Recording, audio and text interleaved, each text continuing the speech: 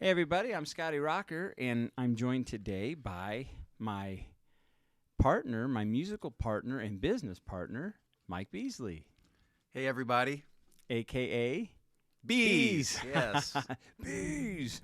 They're huge and they're sting crazy. So that it was pretty cool, Mike, that, your last name's Beasley with a Z, and Yes. then, we're just talking about Chris Farley. So, of course, it's cool that we call you Beez because a lot of times when I used to see you 15 years ago, Yep. I'd go, Beez, like Tommy Boy. Yep, you did. Yeah, so that's kind of funny. So, Beez, I thought we'd get on here and do a podcast and tell everybody, kind of tell people what Beez and the Rocker are up to for the summer of 2024, seeing how the season is upon us. Oh, yeah. Well, we've got some big plans. This is our year, isn't it? That's Yeah. what we've been talking about. And we released an album last year. But we went back into the studio in November and we recorded a bunch of new music, and we're going to be releasing it out throughout the summer. Yeah. At regular song, intervals. yeah. Yes, one song a month. And we're super excited about that. And we have got some great things coming, I think, that I'm super excited about, that I can't wait for everybody to hear. Yeah.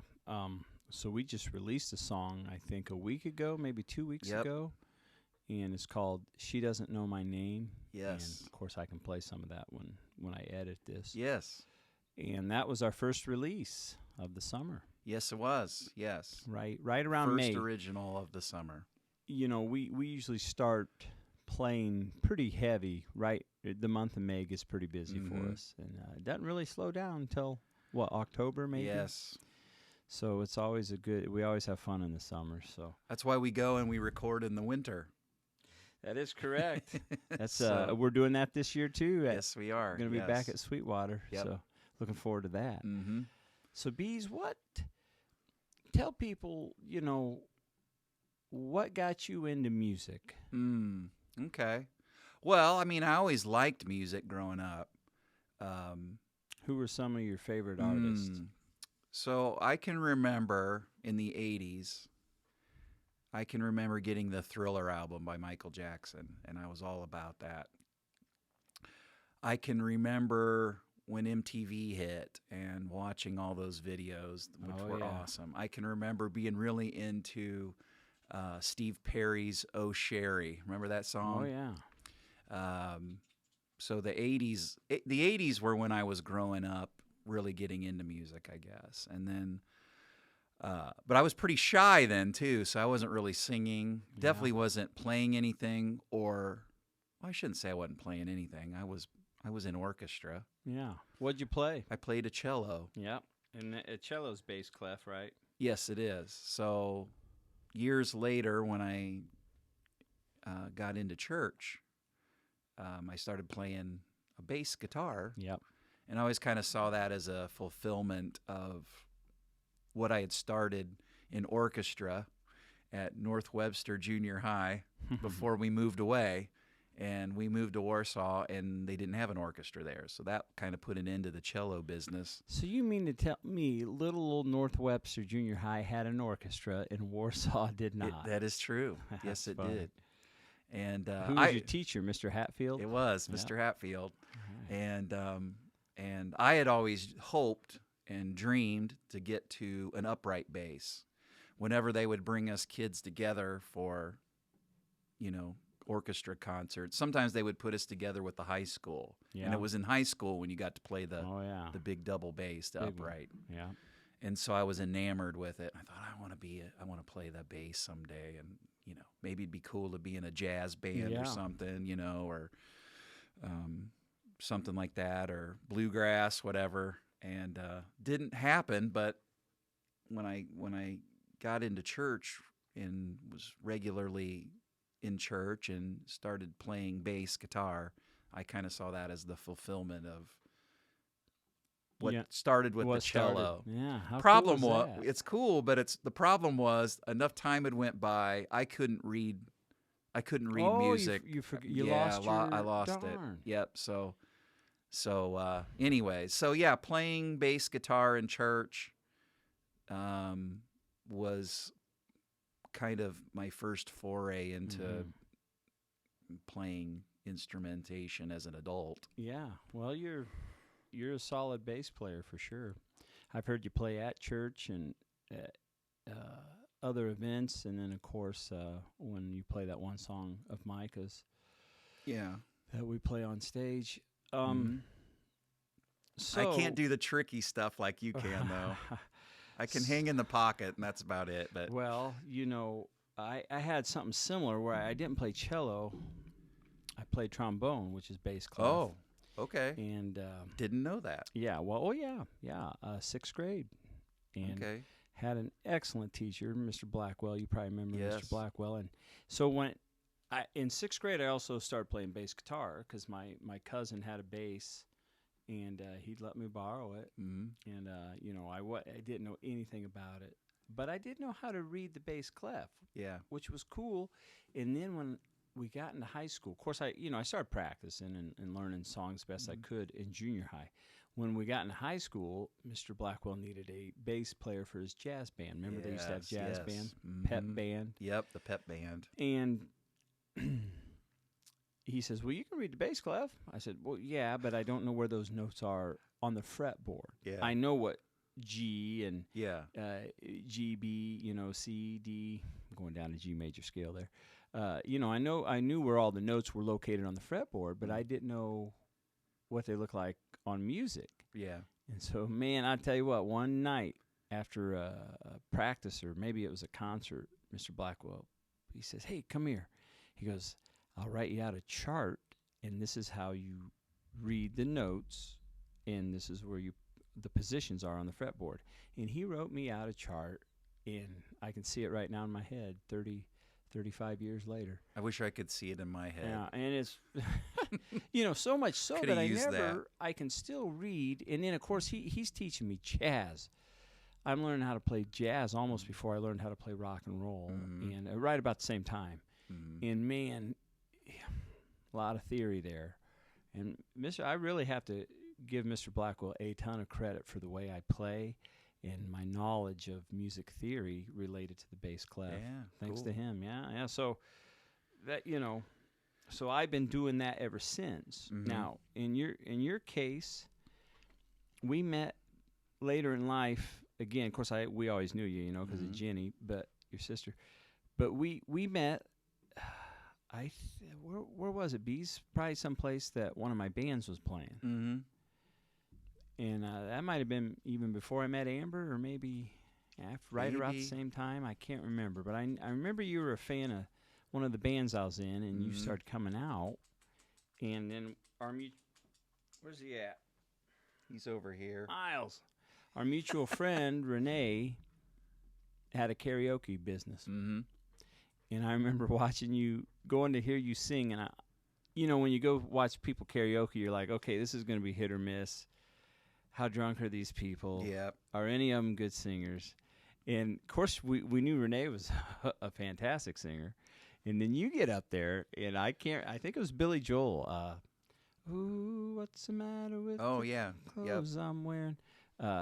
It's still rock and roll to me. Oh, yeah. my God. And you belted that out, and this was me.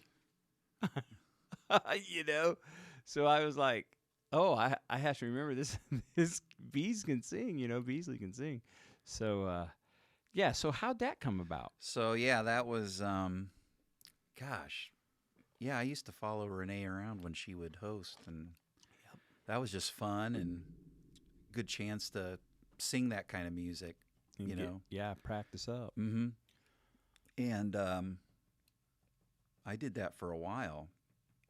Couple years, would you say? Yeah. Yeah. Used to, I guess it's okay to say where, some of those places. Barbie Hotel. Oh, sure. It's there regularly. Great place to karaoke there. Yep. And then you needed somebody to fill in. Well, that one night. Yes. And when you came and sang. Over in Columbia City, I think it was. It was at I think it's a different name now for yeah, that place. County Line Road there. Mm-hmm. I can't remember the name of it. But you came to that place. Was it Beamers? Beamers. Beamers, It was yeah. Beamers. When you came and sang with us, I was like, oh, okay. Because that, if I'm not mistaken, was Adam's last show. Yep. And with the band. So I knew the band was disbanding. And then I was like, well, not only am I going to ask Beez to sing with this new band, I'm going to ask Renee too. Yeah, because we were both there. Yep. And that was the actual birth of United Band right there that night. Yeah. And you came and you did like Hard to Handle and Stone Temple Pilots, which we still play to this day, which is really cool. Of course, it's gotten much better. But yeah, I remember. Okay, yeah. So United Band was born that night, and that was my first band, United. Yeah. I'd never, other than playing on a praise team in church, I'd never been in a band. That was the first. And you were just specifically singing. Yes. Mm-hmm. Yeah. And then something cool happened. What what happened? Oh yeah. So during this run with United. So during that run, my daughter Ella, who's graduating from college this week, but she was little then. I think she was 9 or 10, so however many years ago that was. But wow. She won a contest. She was an avid reader of National Geographic Kids magazine. She read it every month, had a subscription, and there was a contest in there called, well, you had to explain why you wanted to explore Oahu, Hawaii. And it was part essay and part art, and she was an artist. I think she gets that from her parents, and she was also a good writer. And so she wrote this little essay about why she wanted to explore Oahu, had this beautiful little piece of artwork that went with it, sent it in, and 4 kids in the country won this contest to go for, I don't remember how many days it was, to explore Oahu, Hawaii with National Geographic travel writers. Yeah. And I remember there was a kid from Jacksonville, Florida. She was the oldest of them. She was a teenager. There was a kid from Madison, Wisconsin. There was a kid from Cleveland, Ohio, and a little girl from Leesburg, Indiana. So she went, and we went with her. And I remember, and I wish I knew the name of the shop. I'll have to look it up. But Hope and I were walking down the sidewalk on Waikiki Drive there alongside the beach, and there was a ukulele shop. And I went in there and was looking at them and goofing around with them. Yeah. And then walked away and kept talking about them the whole time we were walking downtown. And Hope said, well, if you want one, you just get it. You know, when are you ever going to be here again? You maybe never will be here again. Right. I'm like, she said, just get one that looks good. So if you never play it and you just stick it up on the wall, it'll look good.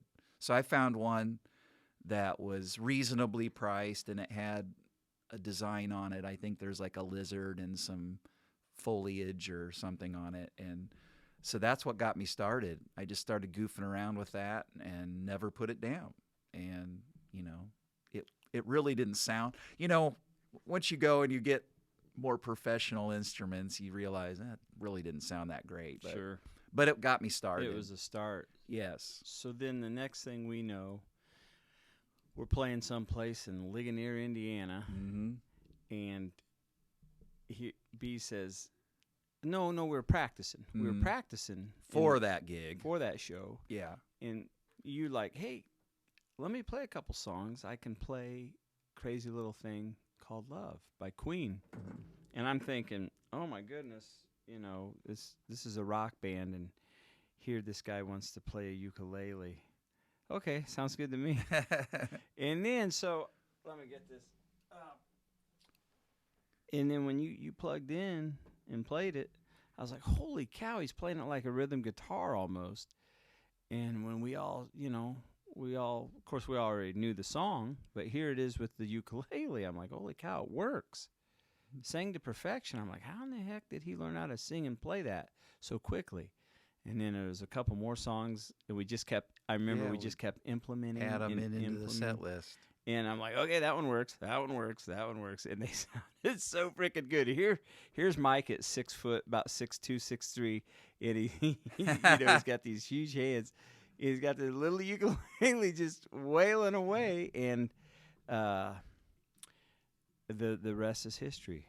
Yep. To where we are right now. That, we were in that band for almost, if not 5 years. 5 years, Mike. And then here we are. And I remember you and I played a show at Oakwood Resort, ukulele and bass. Remember that? And we called it The Great and Powerful Beez. Not Oz, but we spelled B like with a capital B and a B Z. Yep.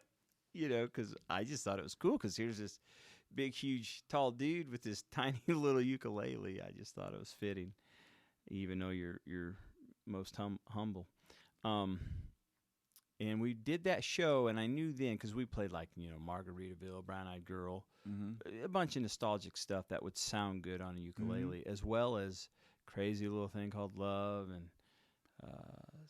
Somebody to Love by Queen and Faith by George Michael. I mean, you were belting these out. I'm like, man, he plays that like a rhythm guitar. I was really impressed. And then when United Band, when we disbanded, we already knew what we were going to do. I think we had shows before we even broke the band up. We were, pretty pretty quick. And we have been Beez and the Rocker. Now going on 5 years. Here we are. It's amazing that with long.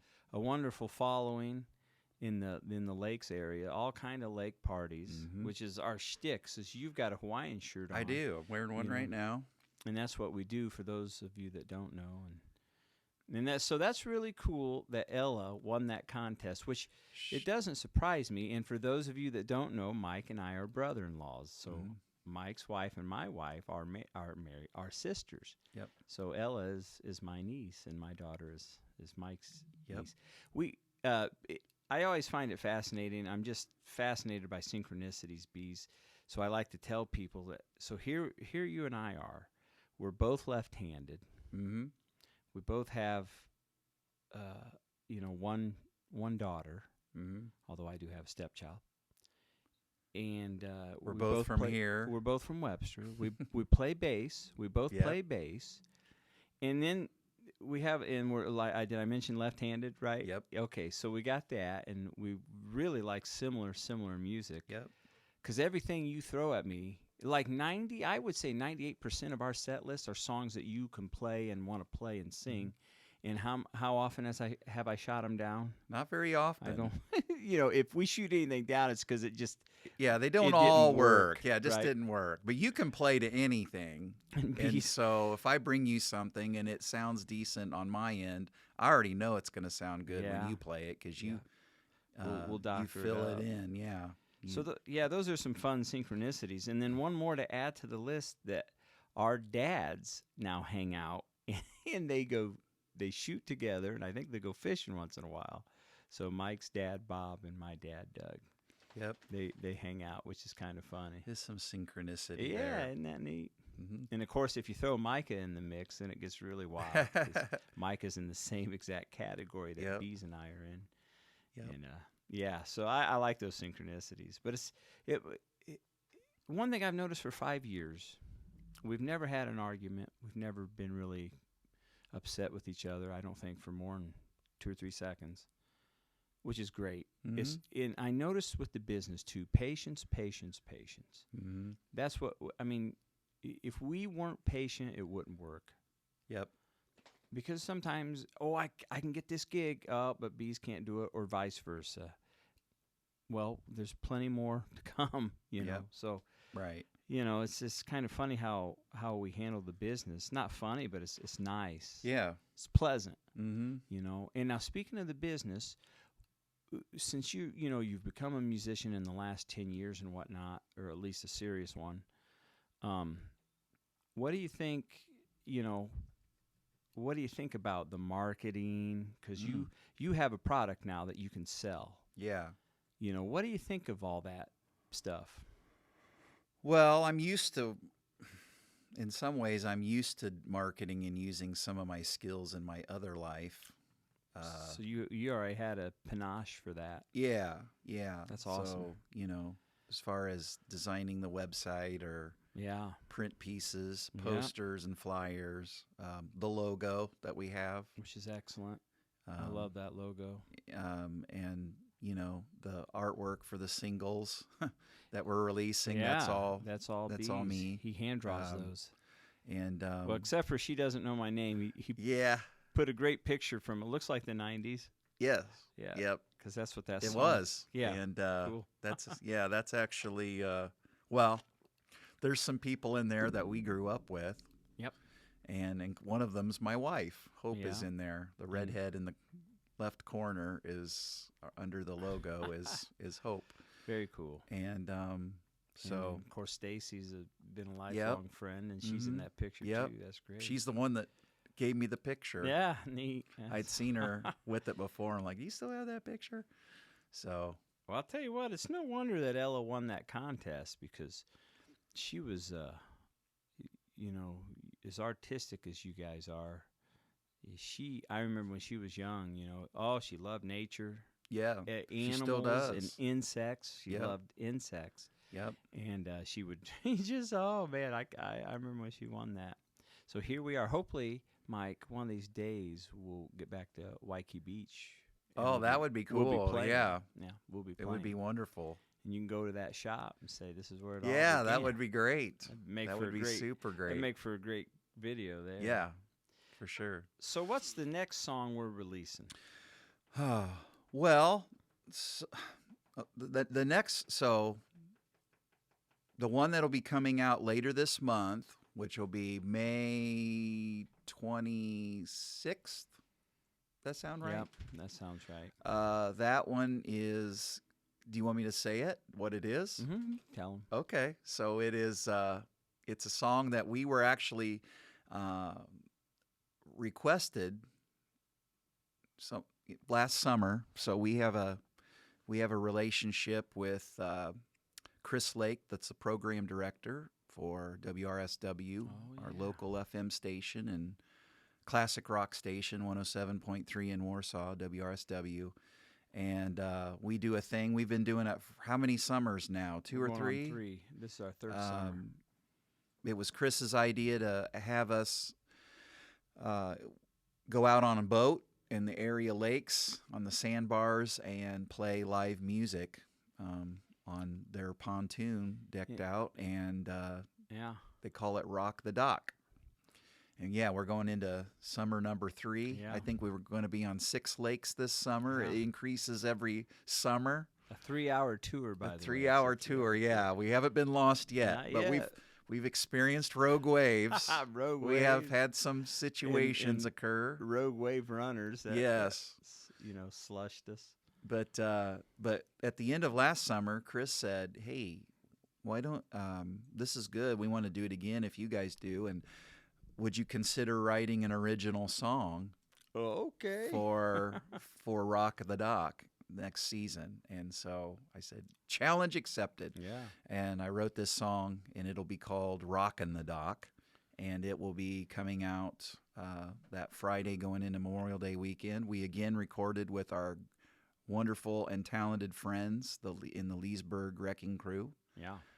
Micah Gibson, Anna Gibson, and Adam Guy. And I just heard an early listen to it today. We recorded Friday, Yeah. just Yep. last Friday. And I listened to it, and man, I'm excited. I can't wait for everybody to hear it. I think you're going to dig it. Yeah, we better give a shout out to our sound engineer, Yes, Anthony. Anthony. Yes, Anthony Gagliano. he is fantastic, and Yeah. he did a great job, and he's super excited about it too. So He takes that serious. Here he is. Last week we're recording this song, surrounded by cables and equipment. yep, He's sitting there with his headphones on, just just bopping along. He was Yep, bopping pushing when, buttons yep, and sliding and all that good stuff. He was bopping along when he was playing it for me too. He was so excited about it. So pretty impressive.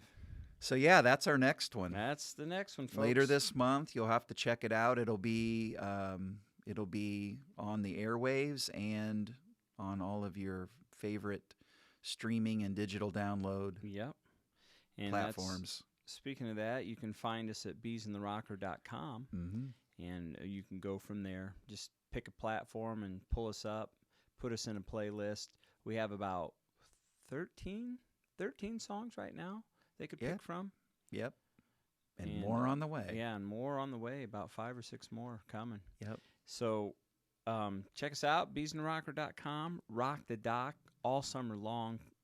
You know, it'll be on 107.3 where they announce it, what lake we're going to be on, because I don't think Beez and I even know what lake we're going to be on. We don't. They're all in this county. That's about all we know. Yeah. So they'll let us know when we get closer. I had somebody ask me the other day. They said, when are you going to be on whatever lake they were on? And I said, I don't know. Yeah. I said, I only have the dates. We blocked those dates in. And I said, I don't know what lake we're going to be on, but there's a lot to choose from in the Lake County. So wonderful lakes. We're in the right place, that's for sure. Yeah. Of course, we'll be in our Hawaiian shirts and our shtick. Yep. And then don't forget Louie's. We're going to be playing at Louie's Bar and Grill in Syracuse next Saturday. Yep. May 18th, and that's like home base for us. Yeah, it's a great place. And great food, great fish special that night. Yeah, we'll be in our Hawaiian shirts next Saturday, so come out to Louie's, folks, and check us out. And if you would, please like and subscribe on our YouTube channel, which is where this podcast is going to be. Yes, please. And check us out on Facebook.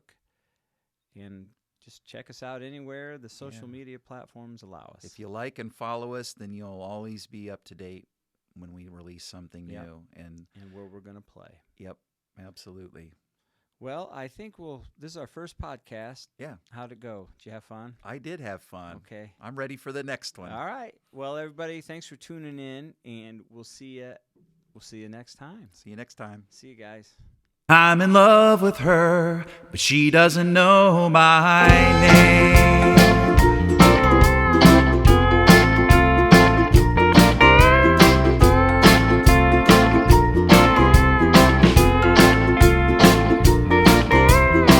She's sitting right over there, and I'm trying hard not to stare, but she puts all other girls to shame. I'm in love with her, she doesn't know my name.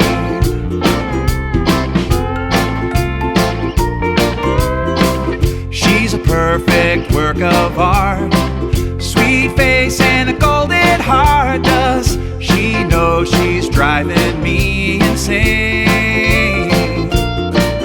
I'm in love with her, she doesn't know my name.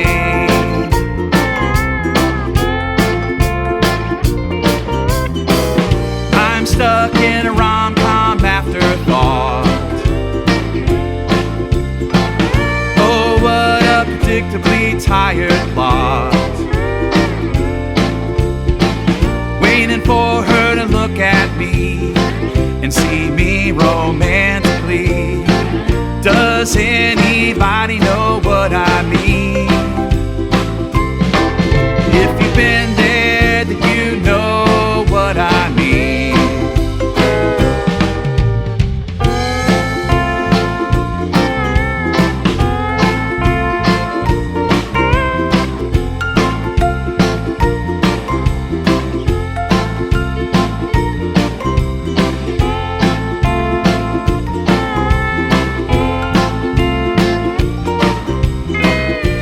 Stuck in a rom-com afterthought. Oh, what a predictably tired